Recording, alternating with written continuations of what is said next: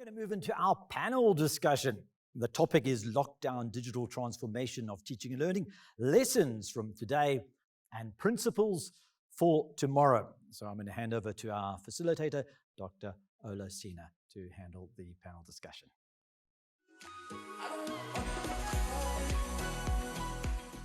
Dr. Gbolahan Olasina. Dr. Gbolahan Olasina is a senior lecturer in the discipline of Information Studies, School of Social Sciences at the University of KwaZulu-Natal in Pietermaritzburg, South Africa. He is a C2 NRF-rated researcher in the primary research field of e-learning and digital humanities. Dr. Olasina has taught at several leading universities in Africa for the last 17 years. His current research passions spans the social and cultural effects of technology, the use of more critical, decolonial approaches in digital life, and EdTech, the evolution of a Southern theory and methodology in information science, social informatics, and sustainable development. Dr. Olasina loves creating software, and he publishes impactful papers in reputable journals. His work continues to influence practice and research in Africa and beyond.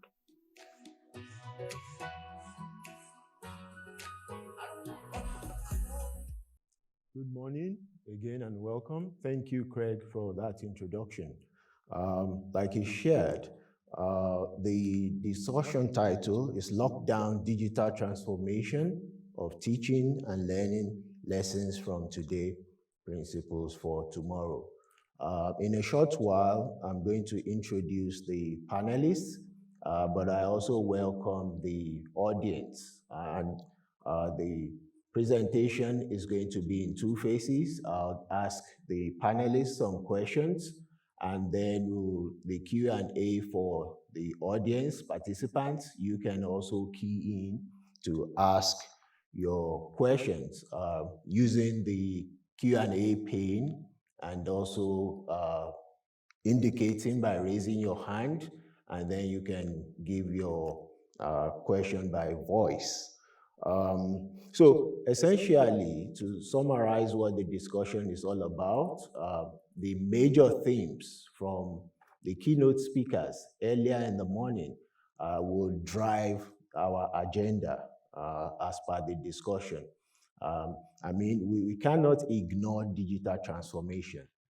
In the last 2 years, we all see how that has been driven, much more radically. So in the next 2 years is going to be much more important. So we need to communicate as an institution, engage our stakeholders, and then converse, about digital transformation, what it is, and what it means for the university in the future. So having done so, a bit of housekeeping. The panelists would answer the questions. Thankfully, I won't be answering any of the questions. So we want this to be an open and interactive engagement, a dynamic dialogue. So let me quickly introduce the panelists. These are all academic leaders of teaching and learning in the various schools, in our colleges at the university, and they advance the instructional mission in their various schools.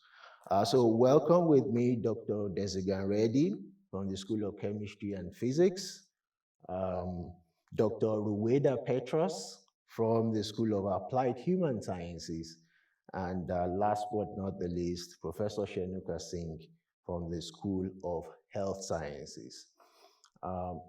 Now, panelists, kindly keep your responses to within a 5-minute window, but I want to encourage interactive and open dialogue. So you can build on each other's responses, as well as if you have a diverse view, that is also encouraged.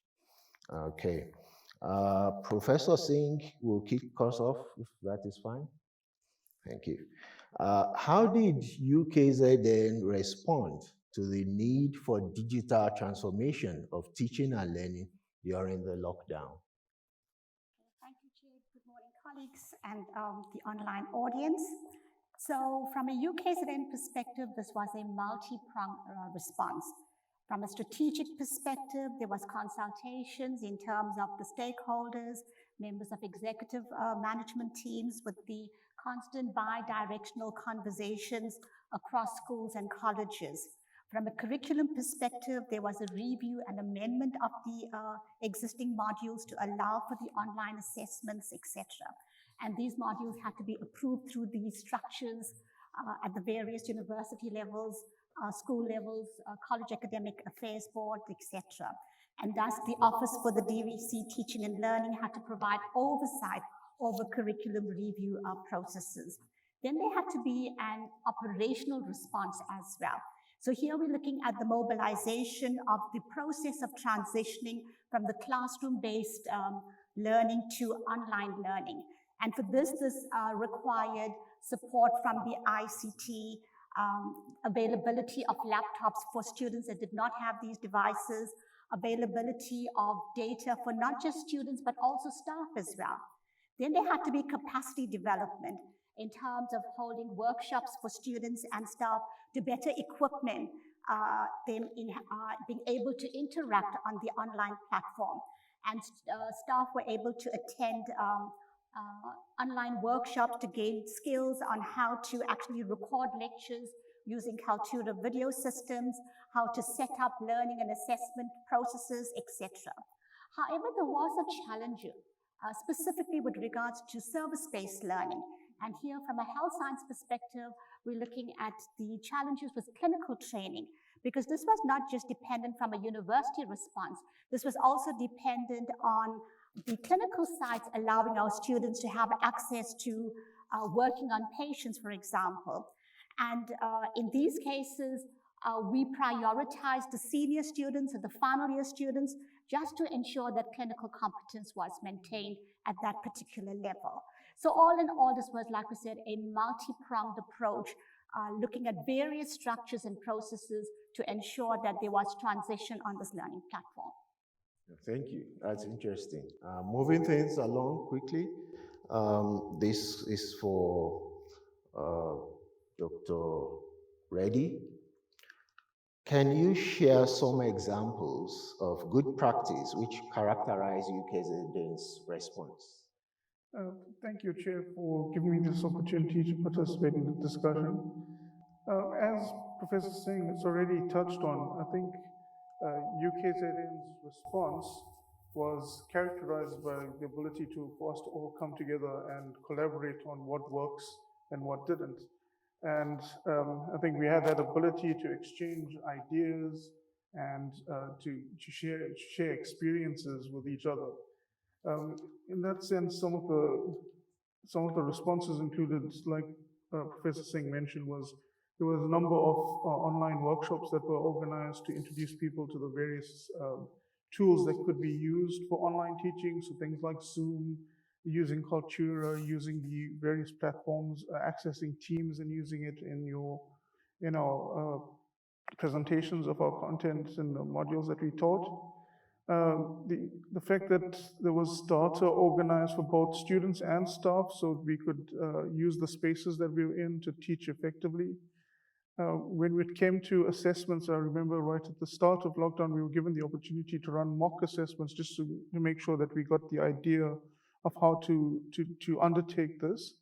And remember, everything was a very quick turnaround. So I think UKZN responded exceptionally well in that case. We had the university provide us with access with temporary licenses to some of the software, especially for modules that required us to have practical sessions.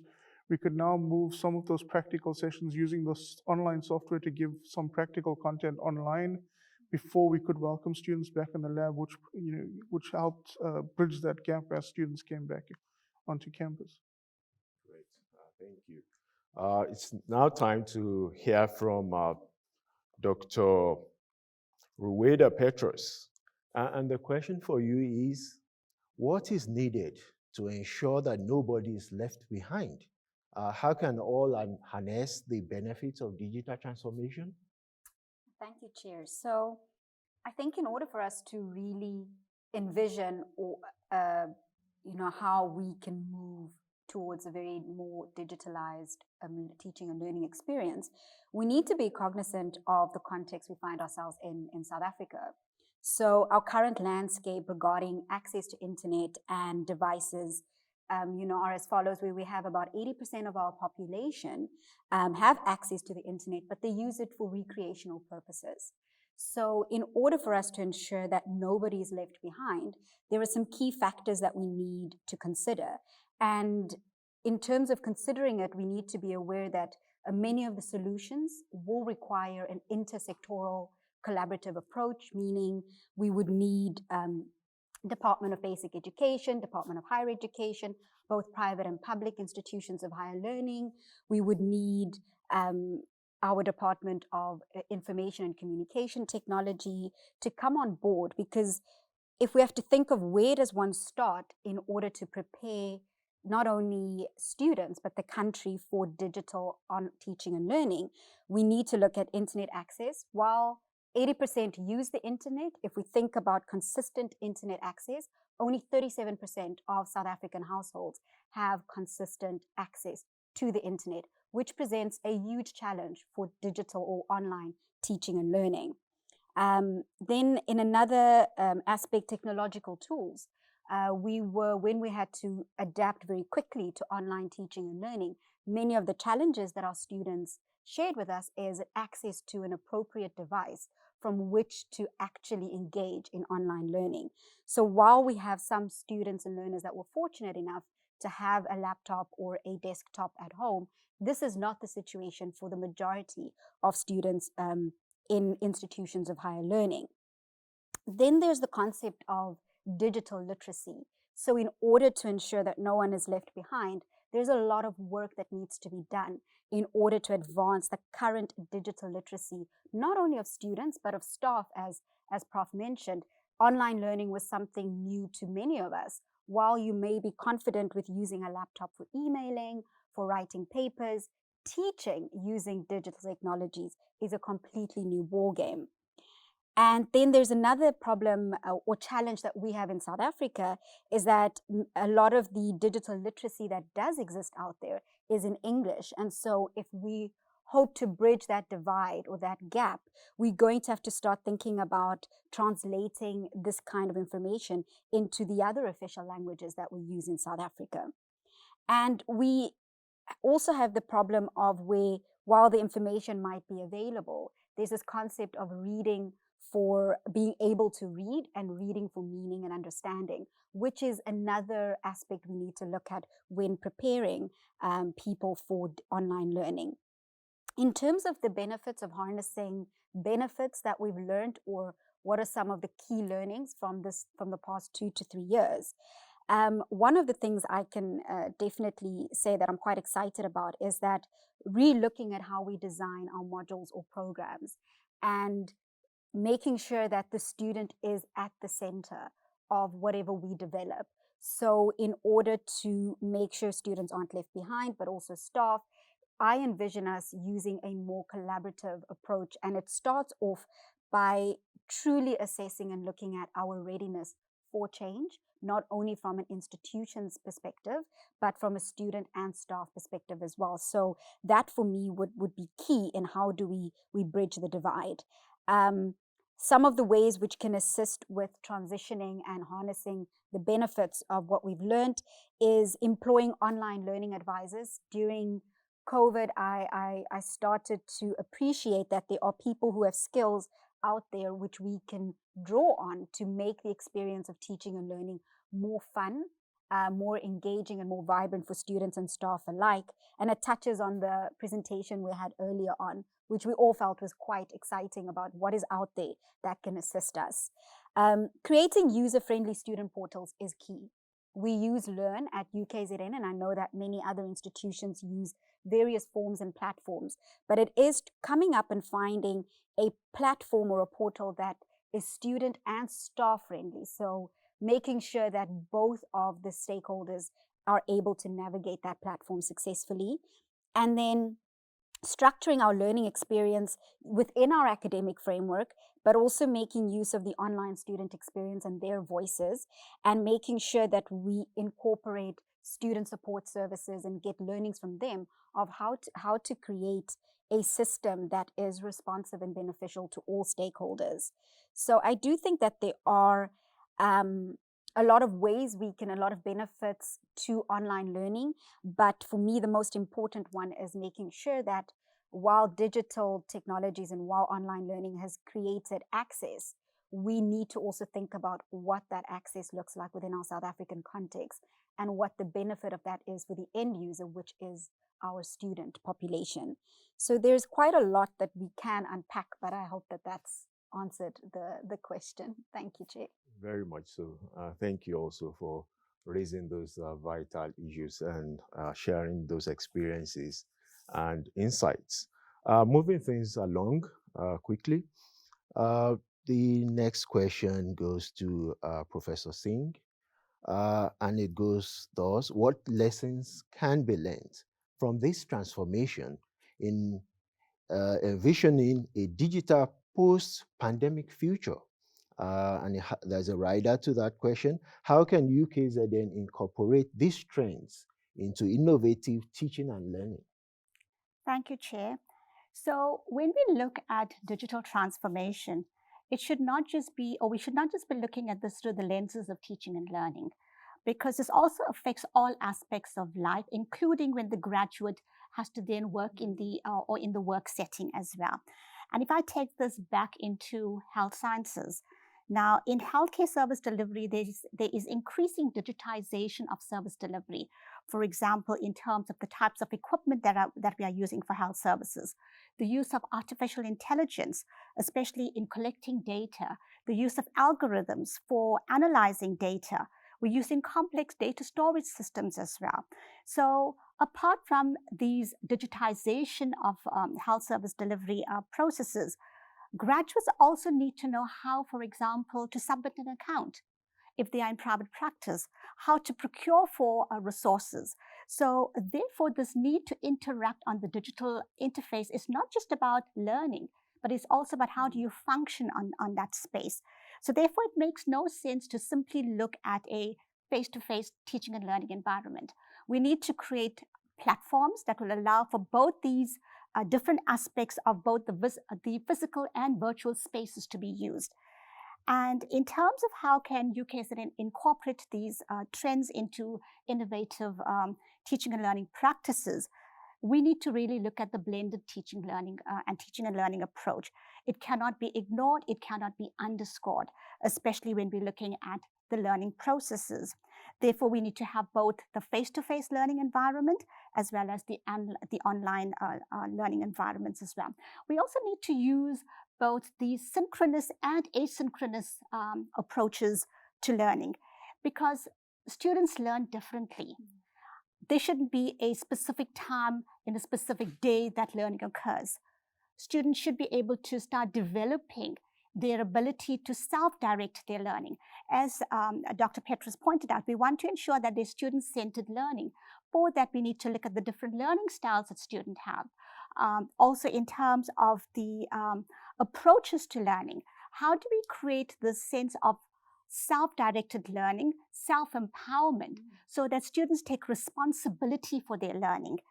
And we also need to look at how do we engage with innovative tools in the learning environment in terms of interaction for communication. How do we facilitate and improve the interaction on this online platform?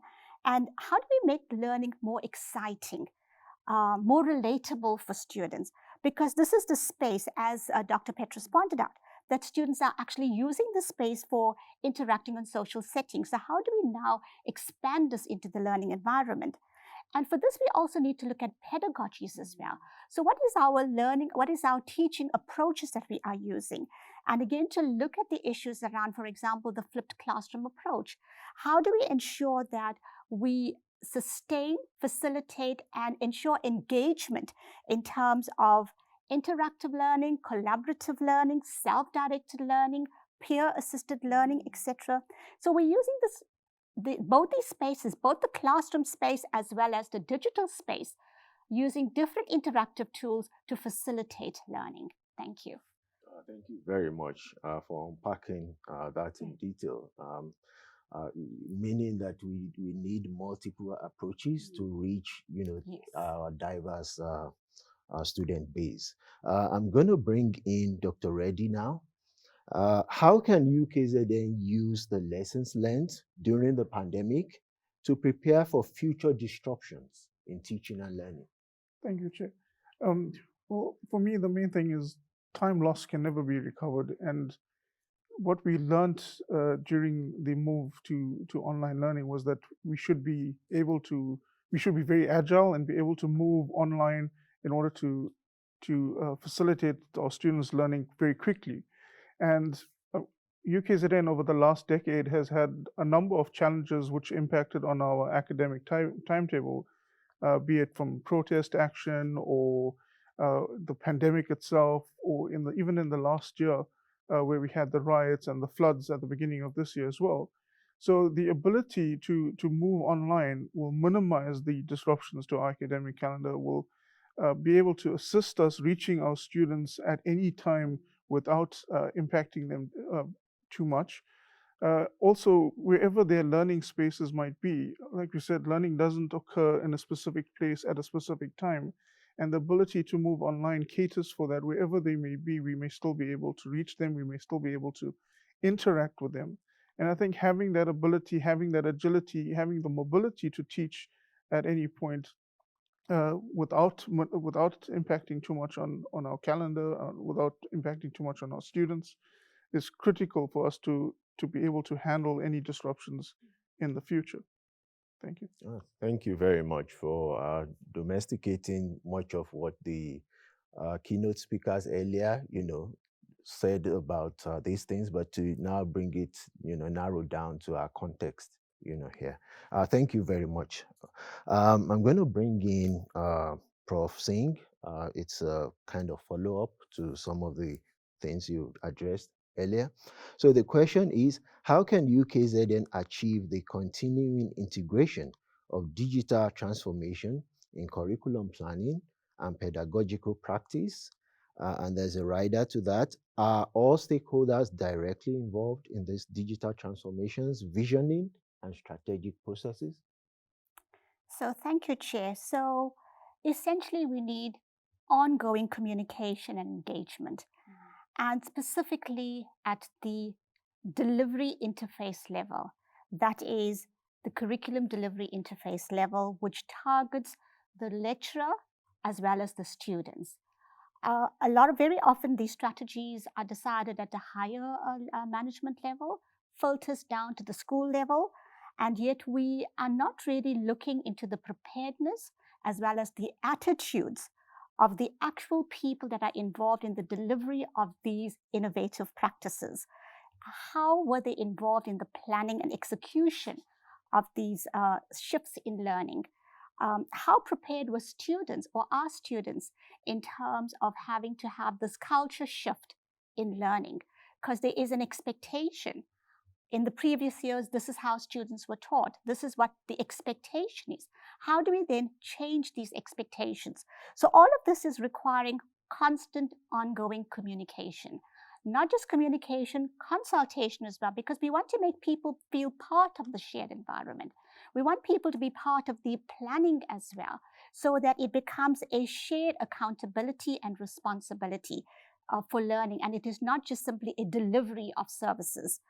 There's also a need to engage with these groups to understand, when I say these groups, I mean both the lecturers, the students at the interface of learning. And we need to understand what are their challenges. Why do they have the attitudes that they have? What is the resistance to change? And what are the opportunities for change as well? So that, again, these opportunities come from the very people who are going to be delivering the services. At the same time, we want students to be more involved as well in terms of planning and execution of these innovative ways of teaching and learning. And that This includes prioritization. What is important to them? Because what might be important to us as academic leadership, or what might be important to the university strategic planning or at the college level, might not be a priority for the person on the ground. So how do we ensure that there is an alignment in terms of prioritization, and that this becomes, like I said, a shared responsibility and a shared accountability? Thank you. Thank you so much, Prof. Shared responsibility. What I hear you saying is, this is going to be a series of transformations. It's not a once-off thing, but a series of transformations. Thank you. I don't know if anybody wants to add to that, before I move to the next question. Great. Dr. Reddy, how can we use digital transformation and tech to improve access, benefit, and stimulate the appetite of our students for the future and not exacerbate inequality? Thank you, Chair. From my perspective, whatever we do in terms of incorporating digital transformation into our curriculum, must recognize the identity of our students. Our students each have very diverse educational backgrounds. They have varied experiences, and their exposure and their learning space is all very different from each other. And whatever we do in incorporating digital transformation must recognize that and must excel or uplift our students to the same level of excellence across the board. And I'll use a personal anecdote as a scientist that I think where we could incorporate tech might assist our students and give them the same exposure that their peers have across the globe. For me as a scientist, one of the things I've struggled with is exposing our students to modern techniques and modern equipment and instrumentation in our laboratories. Now, UKZN and our College of AES have been very helpful in helping us modernize our laboratories. But equipment is expensive, and generally we have fewer pieces of equipment, and therefore that affects the training of our students on those pieces of equipment. So normally what we would have is we would have a larger group than is ideal being exposed to a single piece of equipment or single technique that requires it. And what you would have is that you would limit now the experience on that piece of equipment to like rudimentary functions. So it wouldn't be too much of a hands-on learning exercise where you can work with confidence. We would try to limit breakage and to make sure that the longevity of that piece of equipment is there. So you would limit the students' exposure on that equipment.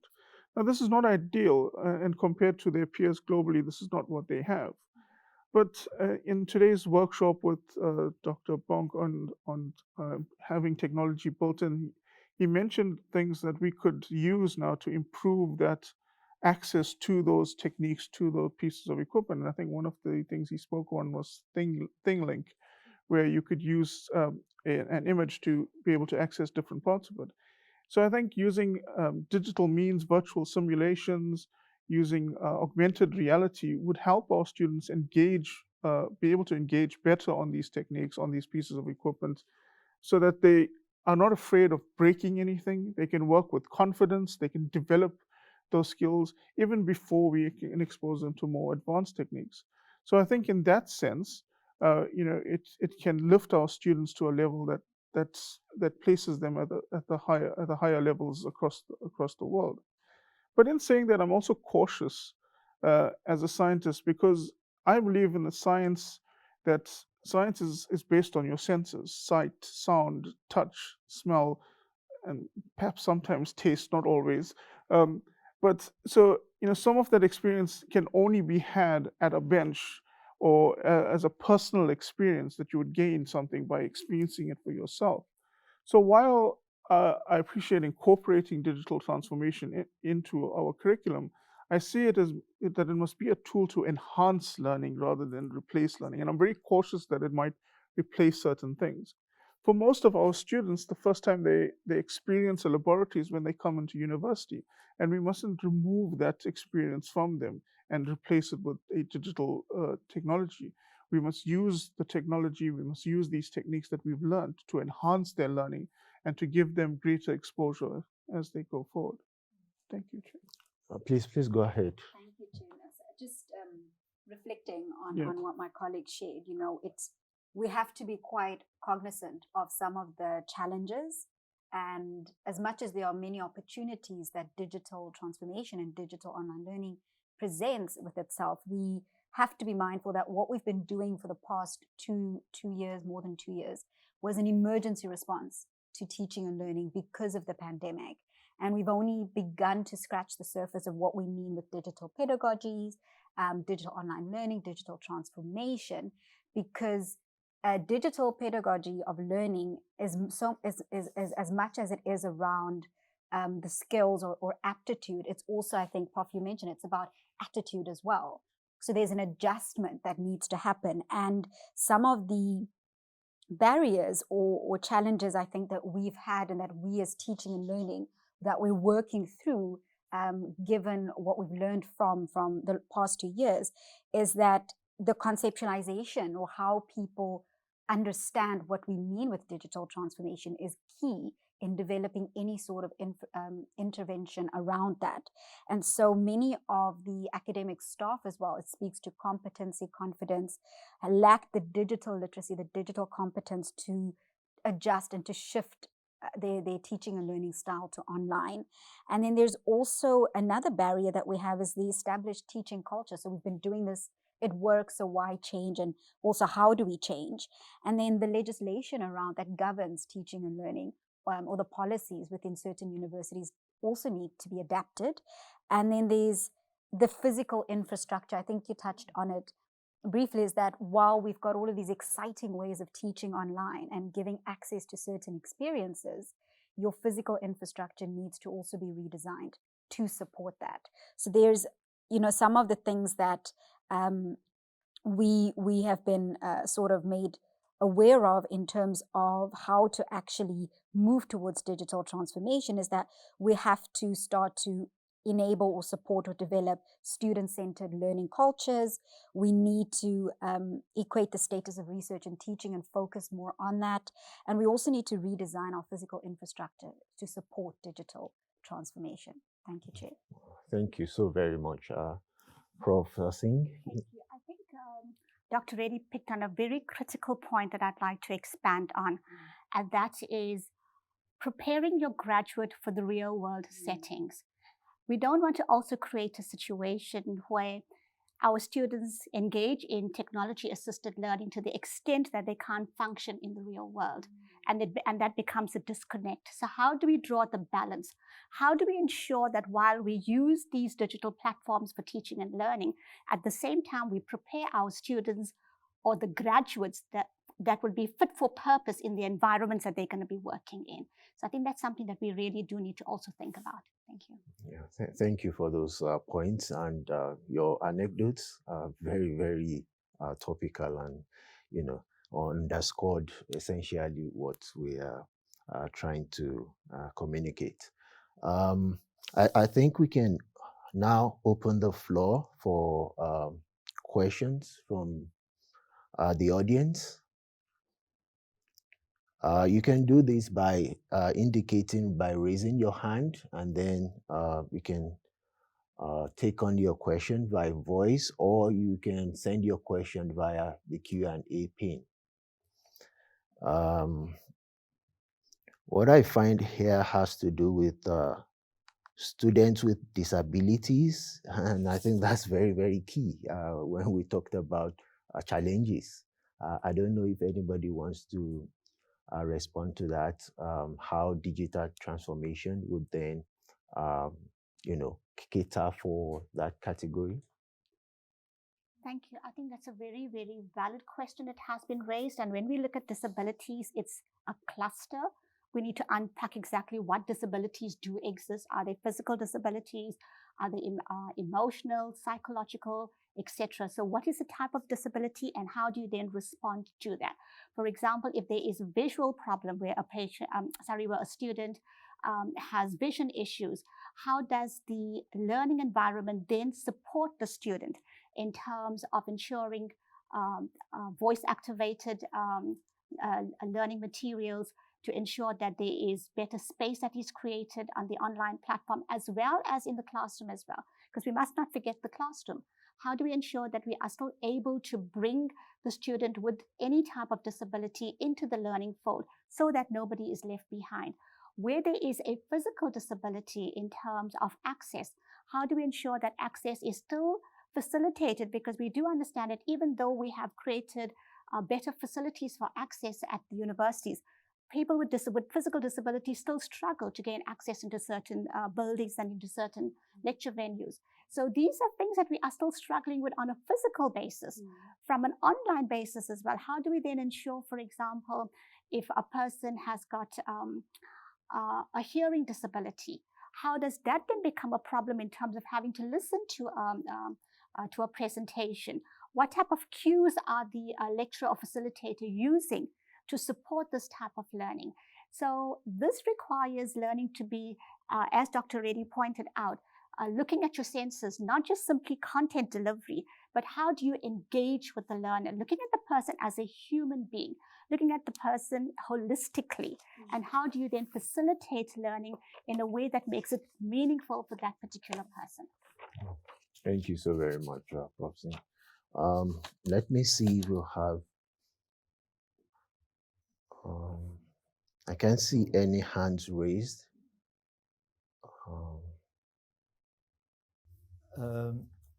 Right, here's just a quick question from the Q&A, then Bernard can just pick them up. Chats. Devroop said, I do not agree that UKZN was ready for dealing with online teaching and learning. It was caught napping. Given the development and strides in digitization, most universities are still very far behind the curve in embracing digital platforms. Students have actually shown universities the way forward and not the other way around. What measures has UKZN put in place to ensure that it will not be caught off guard again? And I'm just going to add this. Someone just made a comment on that question. Rose Quilling, I agree with him. As much as transformation is in teaching and learning requires agile, responsive teaching and teachers in higher education, it also requires an agile, proactive institutional culture, not a reactive, top-down managerial approach. So basically the question is, what measures has UKZN put in place to ensure we are not caught off guard again? Who would like to attend to that? So I think, in fairness to the institution as well as other institutions of teaching and learning across South Africa, the pandemic is something that nobody planned for. And it had to be a knee-jerk response. And basically, people made the rules as they were getting along, not just in learning, but in all spheres of life. And I think even we as individuals learned as we got along. And things got better. There is still room for improvement, not just at UKZN, but at all universities, in terms of how do we improve this space. Again, it is the issue of preparedness, not just from the institutional perspective, but how do you have preparedness from the lecturer who is delivering that content via the online platform to the student who is listening to that content. So preparedness, again, in hindsight, when we look back and we say, yes, we could have done this differently. Yes, we could have reacted differently. Yes, we could have acted sooner than later. But these are all things we are looking on a reflective basis. So how do we ensure that we are not caught napping again? I think there are lessons already learned from what we have been through, that we really do need to plan better. We do need to have a curricula that is adaptive, that is flexible, and one that can respond to change when the need requires. It is not just teaching and learning. I think it's all spheres of life that has actually realized that. We need to really be adaptive. And even we as educators, as students that are in the learning platform as well, there has to be some level of adaptability in terms of how do you then adapt to this changing environment. One thing is very clear, is that change is constant. We are always going to be exposed to change, and how do we then respond to this? Thank you. Thank you. Perhaps if I can add on to that, I think as two terms come to mind, digital, and this is a concept that was developed, I forget the author's name, but digital natives and digital immigrants, right? So digital natives are what we find ourselves teaching at the moment, students that have grown up with technology and know a lot more. As the person said, sometimes students had to lead the way and sort of show us how to better utilize the technologies of teaching and learning. But I also think that the preparedness cannot only happen at an institutional level. So it does need to start much earlier. And if we look at South Africa as a whole, and based on our digital literacy and how familiar we are with using technology for learning, not just for recreational purposes, there's a lot of work that needs to be done even at the basic education level, because you cannot come to university and expect to then be taught everything around how to use online platforms for teaching and learning. So that's one of the ways. And I think that in terms of how UKZN responded to it, of course, different colleges had a different approach to it. But one of the lessons I think as humanities that we've taken on board is we really are using the principles of change management and organizational design and interventions by doing a proper sort of needs analysis and using reflexivity in that to say, what have we done? What have we learned? But also looking at how already our system and the actors in the system, both students and staff, professional staff and academic staff, are to now be prepared to sort of adapt and be more agile towards online learning. So I think there's a lot being done behind the scenes that aren't always clear to everyone. But we have taken a lot from what we've learned over the past 2 years, but we're also using theory to inform how we prepare for the future. Dr. Reddy. And Chair, if I can add as well, I think at last year's symposium of this, one of the college deans of teaching and learning mentioned that UKZN has had a digital plan in place. It's just that the uptake has been slow. And like my colleagues have mentioned, it's the culture that also needs to change. And I think what the move online, the emergency move online actually taught us was that, yes, we have a lot of shortfalls that we need to cover, and it's symposiums like this that actually allows us to have the discussion on what we can do to improve so that we aren't caught napping going forward, that we can improve our response going forward as well. I think it's maybe it's a bit unfair to say that the institution was caught off guard. I mean, it was an emergency response. But I think we can learn from it and we can prepare for what comes next. But it needs us to engage more. It needs us to have these opportunities more. I mean, if you had to look at the UTLO page, there's a lot of opportunities there that, I'll be honest, even for myself, that I only found out when we were going online, that we only learned about when we were going online. So all those things were there, but we just didn't engage well enough with it. Oh, thank you very much to every member of the panel. We are fast running out of time.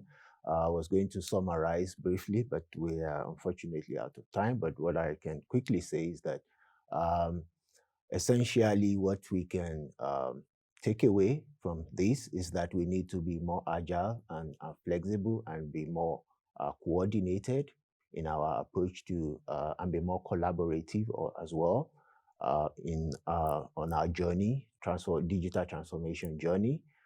So I want to thank the audience. Thank you for all the questions, and of course the panelists for your time and insights. And I want to thank everybody for keying into this. Thank you. Right, thank you very much. Thank you to the panel for that interesting discussion.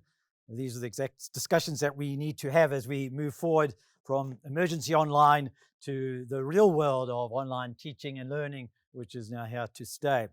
So thank you once again to all our panelists. We're going to be moving into our next session, which is our breakaway rooms. So just a couple little things, lots of choices. We've learned that's been probably one of the themes of what we've learned here today. Choice, choice, choice. Well, you have choice now as well. You have choice as to which of these different rooms you're going to go into. Obviously, you can switch it up a bit. There are 3 rooms, and there's going to be 3 slots, slot 1, 2, and 3. And you can pick and jump around them as you want. You will find there is a link in the document that you would have been sent, so you can jump between the different rooms to join a room. We'll also possibly get it posted into the chat so you can get it easily there. So look at your program so you can see what the different options are. Just to kick you off, slot number 1, the first room is going to have a discussion on writing and rioting. What's left? Sounds interesting. Then there's going to be room number 2, achieving the outcomes of the community and evidence-based practice modules in the undergraduate medical curriculum using online assessments. That sounds very interesting as well, around assessment. And then the third one is the effectiveness of home-based practical work in science teacher training. And that was picked up by our panel in a few moments ago. So lots to look at. You can obviously move around rooms as you go. Remember, there's going to be a vote later on for the best presentation. So keep that in mind and also stick with us through to the end because there's going to be some more prizes there. The links are in your chat. So this is your opportunity. Pick your panel and go out and let's enjoy the learning.